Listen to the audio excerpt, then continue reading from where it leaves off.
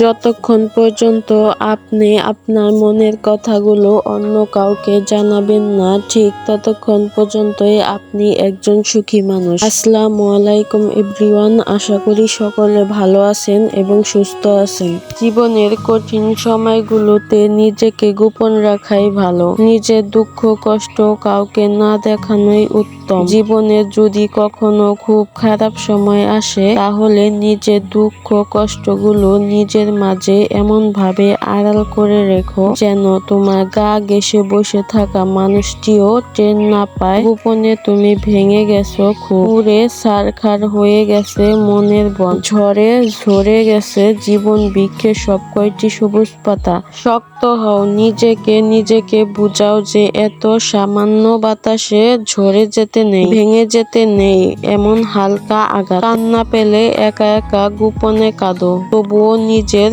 ক্ষতগুলো কাউকে দেখাতে যেও না। মনে রেখো যে নিজের জন্য আলো হতে পারে না, পৃথিবীর সমস্ত আলো মিলেও তাকে পথ দেখাতে পারে না। জানোই তো মানুষ বড় নির্দয়, ভেঙে যাওয়া মৌচাক দেখলে কটা ঢিল মেরে আরো বেশি ভেঙে দিয়ে আনন্দ পায়। আমি যা বললাম এই কথাগুলো আপনারা এতক্ষণ শুনে কি বুঝলেন জানি না, তবে কথাগুলো কিন্তু সত্য।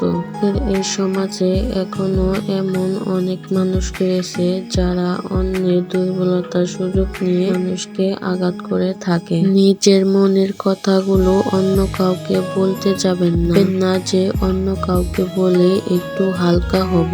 যখনই এটি ভাববেন তখনই দেখবেন আপনি ভেঙে যেতে শুরু করেছেন, চারিপাশের লোকজন আপনাকে আঘাত করতে শুরু করেছে।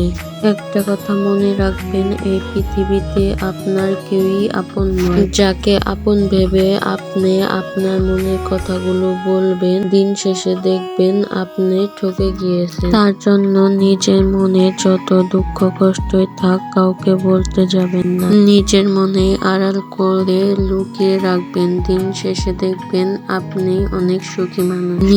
নিজেকে সময় দিতে শিখুন, নিজেকে ভালোবাসতে শিখুন। অন্যের কাছে নিজের মনের কথাগুলো শেয়ার করতে যাবেন না, তাহলে দেখবেন অনেক কষ্ট পেতে শুরু করেছেন। যাই হোক, অনেক বড় বড় কথা বলে ফেলেছি। আজকের ভিডিওটি আপনাদের কাছে কেমন লেগেছে অবশ্যই জানাবেন।